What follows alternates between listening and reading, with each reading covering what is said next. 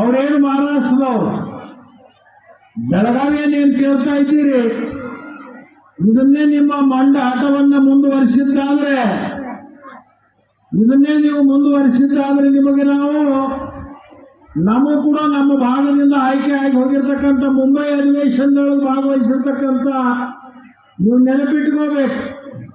ನೀವೇನಾದ್ರೂ ಈ ಮೊಂಡತನವನ್ನು ಮುಂದುವರಿಸಿದ್ರೆ ಮುಂಬೈಯನ್ನ ಕರ್ನಾಟಕಕ್ಕೆ ಸೇರಿಸ್ರಿ ಅನ್ನುವಂಥ ಒಂದು ಸಂದರ್ಭ ಬರ್ಬೋದು.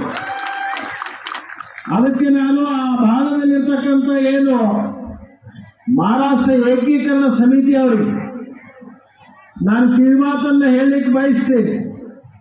ತಿನ್ನೋದು ಕರ್ನಾಟಕ, ಕುಡಿಯೋದು ಕರ್ನಾಟಕ ನೀರು, ಇರೋದು ಕರ್ನಾಟಕದ ಸವಲತ್ತುಗಳು, ಇಲ್ಲೆಲ್ಲವನ್ನು ಪಡ್ಕೊಂಡು ಬೆಳಗಾವಿಯನ್ನ ಮಹಾರಾಷ್ಟ್ರಕ್ಕೆ ಸೇರಿಸಬೇಕು ಅಂತಕ್ಕಂಥ ನೀವೇನು ಬಾಡಿಗೆ ಹೋರಾಟಗಾರಿದ್ದೀರಿ, ನೀವು ಇನ್ನು ಮೇಲೆ ಬಾಲ ಮುಚ್ಚಿಕೊಂಡು ಸುಮ್ಕೊಂಡಿರುವಂಥ ಕೆಲಸ ಮಾಡಬೇಕು ಅಂತಕ್ಕಂಥ ಮಾತನ್ನು ಈ ಸಂದರ್ಭದಲ್ಲಿ ನಾನು ಹೇಳಲಿಕ್ಕೆ ಬಯಸ್ತೀನಿ.